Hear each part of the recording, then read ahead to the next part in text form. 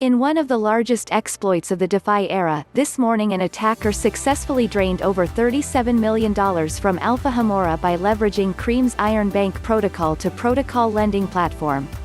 Alpha Finance Lab, whose protocol was audited by QuantStamp and PeckShield, announced on Twitter this morning that they were aware of an attack, that the loophole that allowed it had been patched, and that the team had a prime suspect. Dear Alpha community, we've been notified of an exploit on Alpha Homora v2.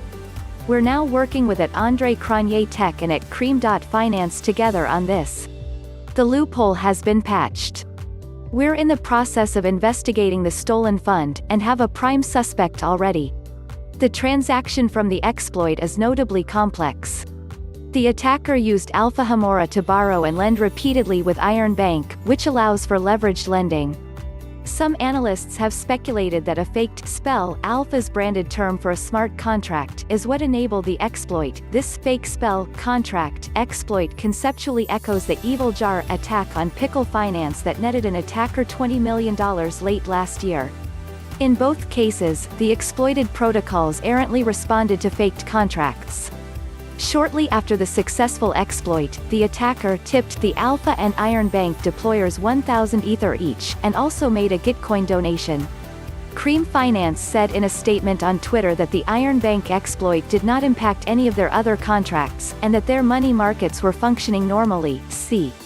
REAM contracts and markets were investigated and found to be functioning as normal. Markets have been re-enabled across both V1 and V2. Post-mortem to follow. The question now turns to how users will be compensated in the event the protocols cannot pressure their prime suspect into returning the funds. The Yearn finance team and MakerDAO set a precedent with DAOs bailing out DAOs last week when MakerDAO allowed for the creation of a custom-built collateralized debt position from Yearn's newly minted treasury. While the size of the exploit is larger than the $11 million Yearn suffered, some have speculated that Alpha will likewise print tokens to cover the loss, and some traders and institutions have already positioned themselves for such a dilution.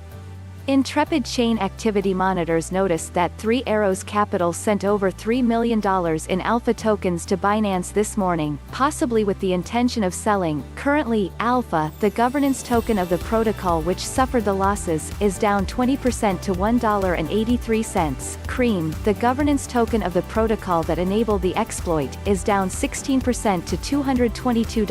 AAVE, the governance token of the protocol that the exploiter used for a flash loan, is down 2% to $505.